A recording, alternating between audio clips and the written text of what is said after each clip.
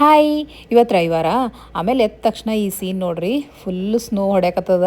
ಆಮೇಲೆ ನಮಗೆ ಮೊದಲೇ ಗೊತ್ತಿತ್ತು ಇವತ್ತು ಸ್ನೋ ಸ್ಟ್ರಾಮ್ ಅದ ಅಂಥೇಳಿ. -50ವರೆಗೂ ವೆದರ್ ಹೋಗ್ತದ ಅಂತ ಹೇಳಿದ್ರ. ಆದ್ರೆ ಅವತ್ತು -25 to 30 ತನ ಅಂತೂ ಇತ್ತು. ಅದ್ರ ಜೊತೆಗೆ ಸ್ನೋ ಅಂತೂ ಇಡೀ ದಿನ ಬೀಳಕತ್ತಿತ್ತು. ಆಮೇಲೆ ನಾ ಎದ್ದ ತಕ್ಷಣ ಒಂದು ಸ್ವಲ್ಪ ಸ್ನಾನ ಎಲ್ಲ ಮಾಡಿ ಇಲ್ಲಿ ಫ್ರೆಶನ್ ಅಪ್ ಆಗಕತ್ತೀನಿ. ಅನನ್ಯ ಮನ್ಯಾಗಿದ್ಲು ಅಂತಂದ್ರೆ 24 hours ನಾನು ಹಿಂದೆನೇ ಸುತ್ತತಿರ್ತಾಳೆ.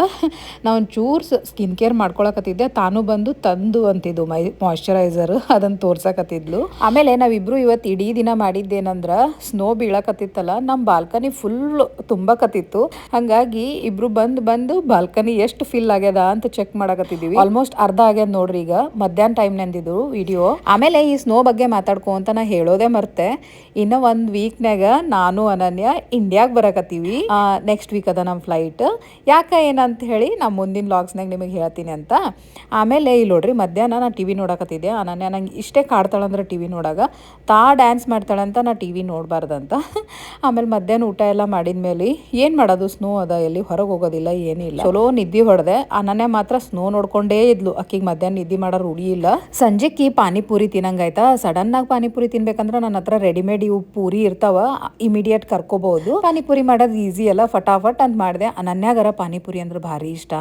ಇಬ್ರು ಕೂತು ಪಾನಿಪುರಿ ತಿಂದ್ವಿ. ಅದಾದ್ಮೇಲೆ ನೆಕ್ಸ್ಟ್ ವೀಕ್ ಊರಿಗೆ ಹೊಂಟಿನಲ್ಲ ಅಂತ ಹೇಳಿ ವಿನಯ್ ಬರಲ್ಲಾಗ್ಯಾರ ನಮ್ಮ ಜೊತೆ. ವಿನಯ್ ಸಲುವಾಗಿ ಒಂದ್ ಸ್ವಲ್ಪ ಸ್ನಾಕ್ಸ್ ಎಲ್ಲ ಮಾಡಮಂತ ಡ್ರೈ ಫ್ರೂಟ್ಸ್ದು ಲಡ್ಡು ಮಾಡಕತ್ತೀನಿ. ವಿನಯ್ಗ ಈ ಲಡ್ಡೂಸ್ ಅಂದ್ರೆ ಭಾರಿ ಇಷ್ಟ.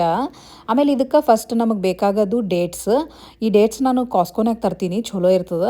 ಇದು ನನ್ನ ಹತ್ರ ಒಂದು ಜಾರ್ ಅದ, ಇದ್ರೊಳಗೆ ನಾ ಡೇಟ್ಸು ಕಟ್ ಮಾಡಿ ಹಾಕಿದ್ರೆ ಇಷ್ಟು ಚಂದ ಪೇಸ್ಟ್ ಆಗ್ತದ, ಭಾಳ ಈಸಿ ಮಾಡಕ್ಕೆ.